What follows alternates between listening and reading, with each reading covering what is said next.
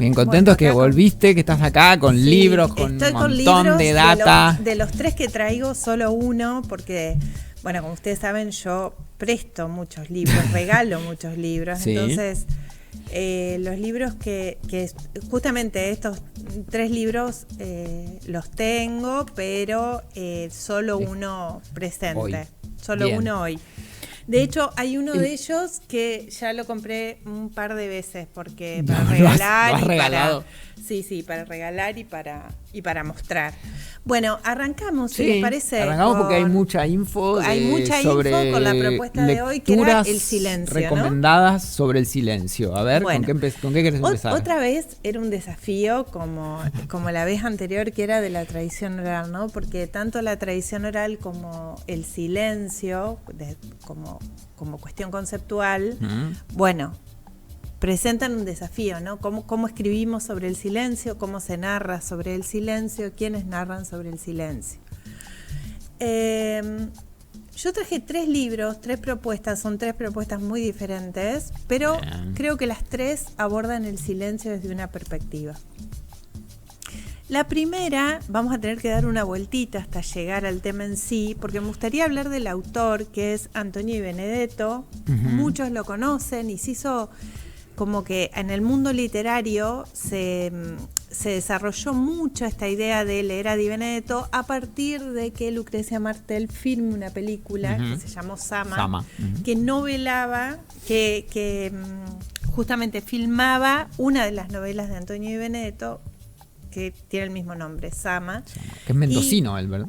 Él era mendocino, murió en el año 1986, pero desde el punto de vista yo diría de potencia estilística y de la unidad de la estructura que tiene su literatura, es uno de los grandes escritores de la segunda mitad del siglo XX, digamos. Por ejemplo, Juan José Saer, en el concepto de ficción, que es un libro de ensayos, escribe sobre Sama y escribe también sobre Di Benedetto.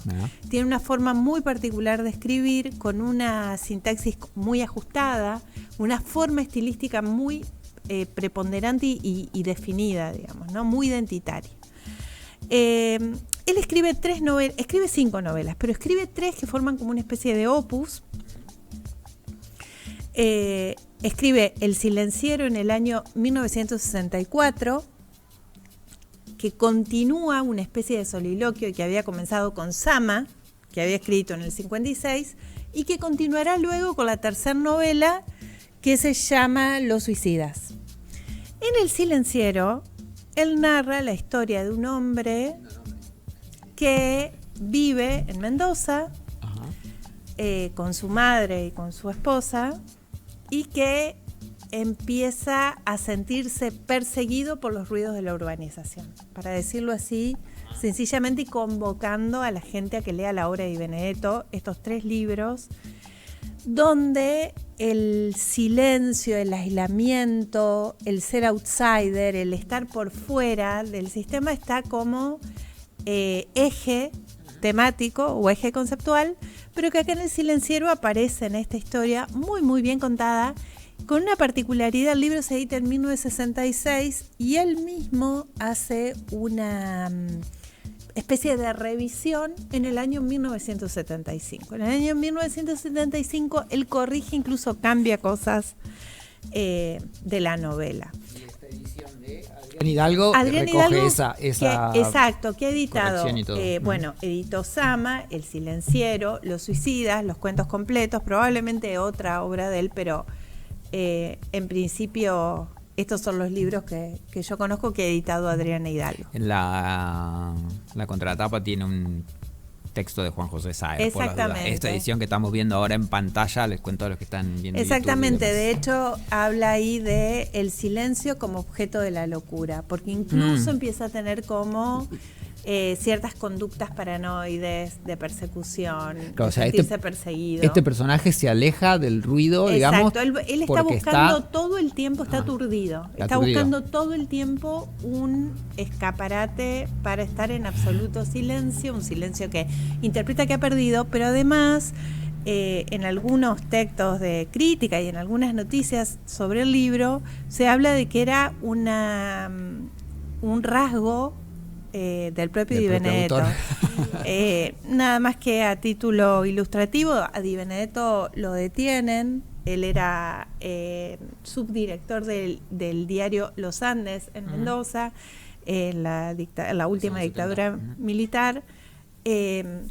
Está un tiempo detenido en Mendoza capital y luego está detenido en La Plata. Un tiempo hasta que, por intercesión de algunos escritores, entre los que estuvieron Ernesto Sábato, Jorge Luis Borges y también personalidades muy destacadas de la cultura, le permiten el exilio. Y vuelve luego del exilio y muere en el año vuelve a restablecer la democracia y muere en el año 1986. Para mí leer a Di Benedetto es leer una propuesta estética muy concreta, de escritura muy concreta. O sea, para mí, o en mi experiencia personal, hay un goce a partir de la forma de escritura. Creo que más allá de lo que se ha dicho de Sama, de la película de Lucrecia Martel, creo que el gran desafío que tuvo la directora, hay otras películas de él que se llevaron al cine también, como Los Suicidas, pero el gran desafío que tuvo ella fue de poner el lenguaje cinematográfico, algo cuyo fuerte está en el uso de la lengua, en el uso de la palabra. Pero bueno, me parecía que la novela El Silenciero, en una propuesta para hablar del silencio, tenía que estar indudablemente. Vale, adentro. Vamos con el número 2. El segundo libro, nos vamos al viejo continente, Europa, gran escritor del siglo XX también en Europa, Bumil Raval, un checo que escribe esta novela en el año 1976. Yo tengo una edición de Galaxia Gutenberg, pero he visto que hay otras ediciones también. Ahí estamos viendo la tapa. Exactamente, una soledad demasiado ruidosa. En la fotito es una foto bastante kafkiana, para variar. Probablemente atrás se podría estar viendo algún puente o algún castillo en Praga. Cuenta la historia de un tipo que trabaja en un sótano en Praga, generando una especie de, o mejor dicho, la actividad que realiza es destruir libros, pinturas y en el medio todo lo que vaya metido, ratones, mugre de otro tipo. O sea, todo lo que cae en el sótano es destruido. Es destruido en una máquina que él maneja hace 35 años. Wow. Y donde en la novela hace una especie de soliloquio, va llevando como una especie de monólogo interno en donde él se va hablando a sí mismo de lo que va destruyendo. Porque destruye desde panfletos políticos hasta, por ejemplo, un libro de Marx o no sé, cualquier otro libro grande o cualquier libro de Hegel cae ahí a la volteada y genera una especie de masas compactadas al que denomina balas, ¿no? Entonces la metáfora está como que atraviesa la novela, es una novela contada hermosamente. Brumil Raval habló de esta novela diciendo que había vivido solo para escribir este libro. Él escribió libros maravillosos porque estudió abogacía, pero también fue oficial de vías. Entonces, por ejemplo, escribió una novela que roza el humor hilarante y el humor negro todo el tiempo. Si no lo han leído a Raval, se lo sugiero que lo lean, que se llama Trenes rigurosamente vigilados. He visto otras traducciones también como Trenes rigurosamente custodiados. Pero lo central de este libro, que me parece precioso, Una soledad demasiado ruidosa, es que él todo el tiempo va reflexionando acerca de que lo que destruye no son libros, sino que es el pensamiento mismo de la humanidad que termina en el sistema capitalista convirtiéndose en basura, papel que se convierte en basura y que necesita ser destruido, ¿no? No, es que pienso que en realidad decías que fue escrita en el 70 y pico 76. Y es checoslovaco, que claro, en ese momento estaba bajo el dominio de Rusia, claro, Checoslovaquia como país no existía. Exactamente. Todavía la batalla cultural que estaban dando ahí también en esa zona del no mundo, era la ex Checoslovaquia, actual República Checa, ¿no? Bueno, Milan Kundera también es de esa generación, pero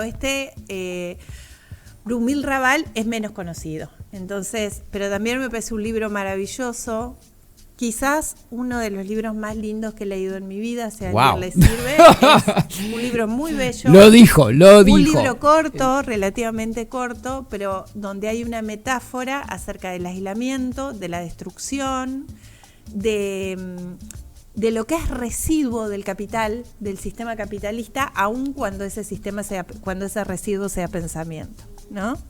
Así que Una soledad demasiado ruidosa, para hablar del silencio. Por el título solamente me parece que se merece estar. Es inquietante y bueno, y lo dijo, el libro más... Uno de los más hermosos que leyó en su vida. Queda grabado esto. Yo tengo una lista de los libros que he leído, que recuerdo haber leído, que son casi todos seguramente, y donde les puse una calificación. Queremos ver ese ranking. Así que algún día les voy a contar de qué va esa calificación, pero podría buscar... ¿Cuántas Helenas rizomáticas tienen los libros? ¿Cuántas Helenas rizomáticas tiene este libro? Este libro en el historial en ese ranking, Chan. Bueno, les tengo que traer porque... otro día podemos desplegar en pantalla para que lo vean todas y todos ahí también. Ese ranking pero bueno, no se abre. Esa valoración de... Por último, vamos con el tercero, no sé cómo estamos de tiempo. Estamos perfectos. Bueno, este es un ensayo que me parecía que tenía que estar. Es un ensayo Alan Corbin, el autor, editado por Acantilado. Historia del silencio del Renacimiento a nuestros días. Estrictamente no es una historia, es un ensayo, ¿no? Ya nos vamos de la narrativa. Es un ensayo y es un ensayo que fue escrito en 2019 y para muchos fue uno de los mejores ensayos del año 2019. Como les decía, no es estrictamente una historia, sino que es más bien como una especie de hilazón de ideas que tienen que ver con el silencio y que están ilustradas a través de citas, casi todas literarias y la mayoría de esas citas en francés. El 90% del libro trata de personas que buscan, por ejemplo, lo sublime en un paisaje solitario, en un mueble antiguo, en la figura de Jesús, que probablemente tendiera a callada. O sea, buscan el silencio fuera de ellos. Exacto. Y además porque lo sublime es, dice Corbin, un asunto delicado que se siente o no se siente y que si no se siente es imposible entender. Claro, en este libro, por ejemplo, aparece Marcel Proust, por supuesto que no en Sodoma y bla, sino en otras versiones más light de Marcel Proust, sublimes. Pero que dedicó páginas enteras, ¿no?, a hablar sobre las texturas del silencio. En distintos libros de él. Y aparecen otros como Julian Crack, hablando del silencio de la peste, de la decadencia, o Teresa de Ávila, hablando del silencio del éxtasis. Es un ensayo culto, luminoso, que recomiendo leer. Como bonus track, How to Disappear Completely, el tema de Radiohead, que Tom York compuso en el medio de una gira cuando estaba agobiado por el ruido de la gente del público.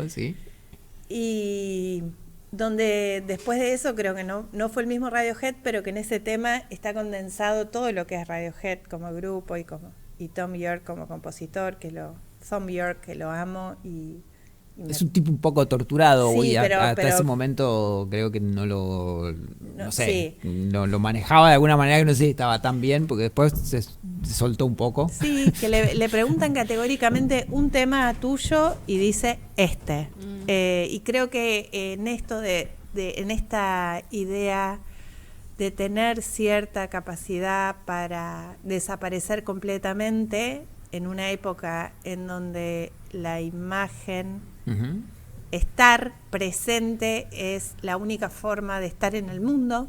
Si no estamos en redes, si no estamos ahí al palo en el front end, no existimos. Así que esta especie de introducción musical, How to Disappear Completely, de Radiohead, lo vamos a escuchar compuesta por Tom York, final, es todo para mí.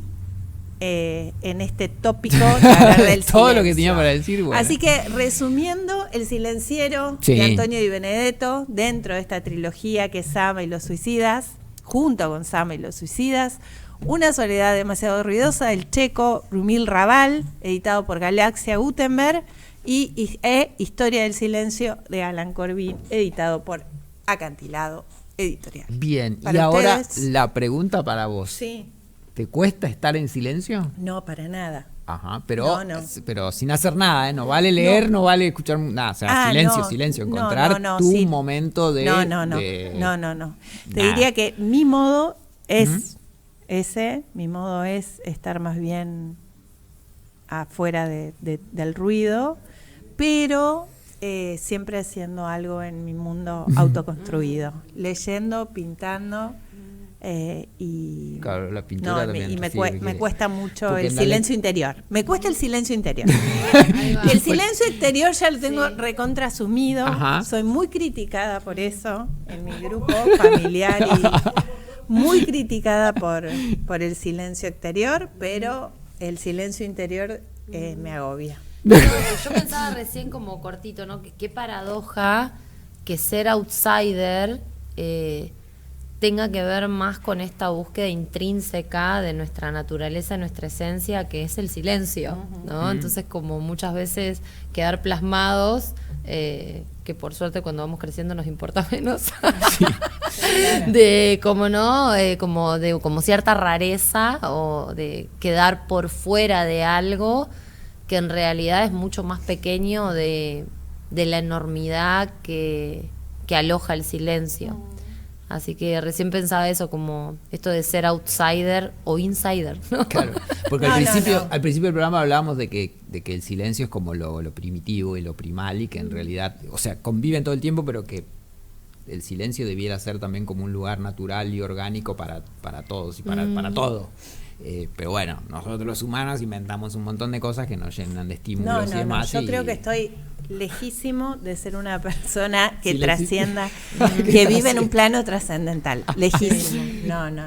O sea, por ahí estás más cerca de lo que crees, porque también a veces se cree y esto, como a veces hemos hablado de esto de que la meditación tenés que tener la mente en blanco, esta es esa idea medio falsa, porque en realidad, o quizás porque el silencio total tampoco existe, no hay un silencio absoluto de no. Sí, yo igual creo que hay estados más pacíficos de la mente que uno podría alcanzar. Quiero pensar eso, digamos.